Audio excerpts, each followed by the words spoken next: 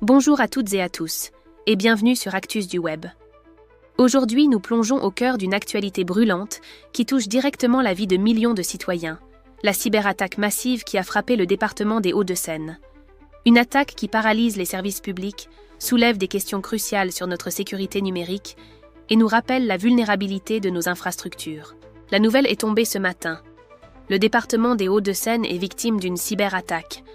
Selon Le Figaro, Le Parisien et La Tribune, il s'agit d'une cyberattaque de grande ampleur, ayant paralysé une partie significative des services numériques du conseil départemental.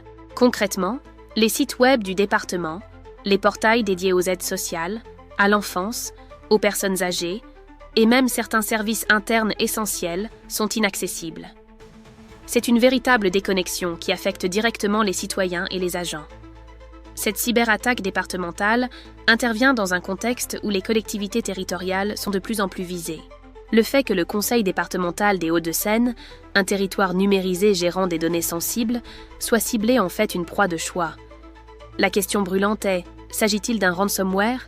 Les attaquants ont-ils exigé une rançon ? Les responsables du département ont mis en place une cellule de crise. L'urgence est de contenir l'attaque et de restaurer les services. Le chemin s'annonce long, soulignant l'urgence d'investir massivement dans la sécurité informatique pour toutes les entités publiques. Pour mieux comprendre ce qui se passe dans les Hauts-de-Seine, détaillons ce qu'est une cyberattaque et les modes opératoires les plus courants. Une cyberattaque est une tentative malveillante de violer ou de détruire un système. L'objectif peut être de voler des données, perturber des services ou extorquer de l'argent.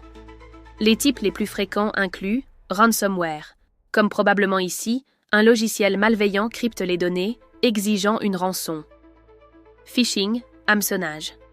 Tentative de récupérer des informations sensibles via des emails frauduleux, souvent la porte d'entrée d'autres attaques. Attaque DDoS, déni de services distribués. Submerger un service de trafic malveillant pour le rendre indisponible. Fuite de données. Data breach. Accès non autorisé et extraction d'informations sensibles qui peuvent être vendues ou utilisées pour fraude. L'attaque dans les Hauts-de-Seine pourrait avoir cette composante.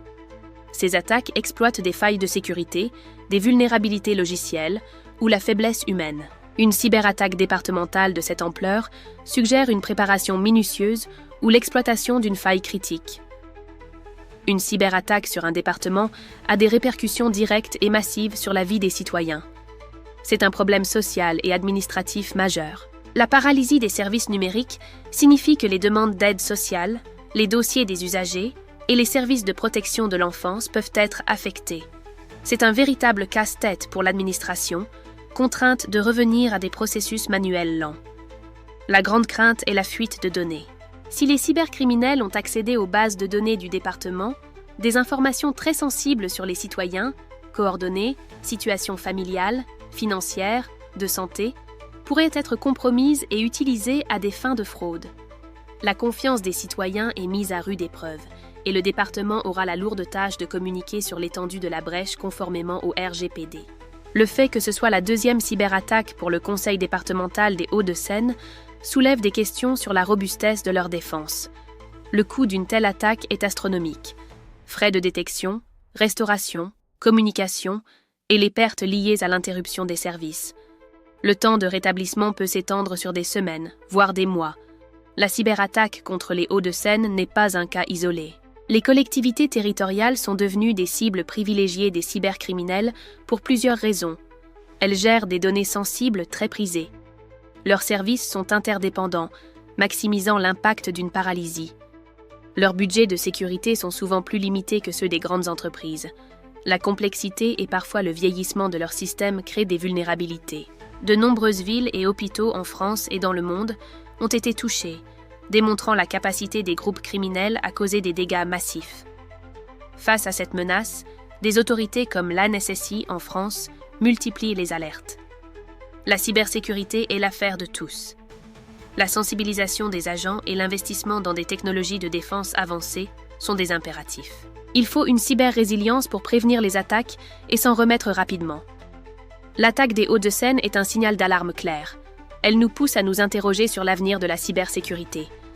Les défis sont nombreux, l'évolution constante des menaces, le facteur humain, la complexité des systèmes, le manque de compétences en sécurité informatique et la dimension géopolitique du cyber.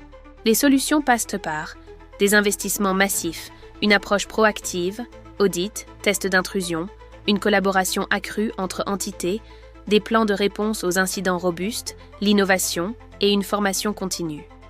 L'objectif est de bâtir une cyber-résilience qui permette de minimiser l'impact et de se relever rapidement. Ce que vit le département des Hauts-de-Seine illustre la menace omniprésente des cyberattaques. Ce n'est plus une question de si une attaque va se produire, mais de quand et de comment nous nous y préparerons. Cet événement doit servir de catalyseur pour une prise de conscience nationale et un renforcement de nos défenses numériques.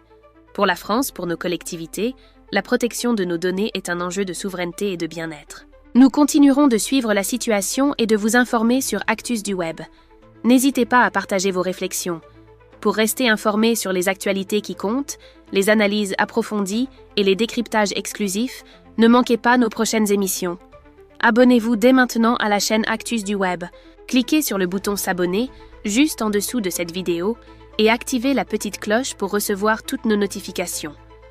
Votre soutien nous est essentiel. Merci de votre fidélité et à très bientôt.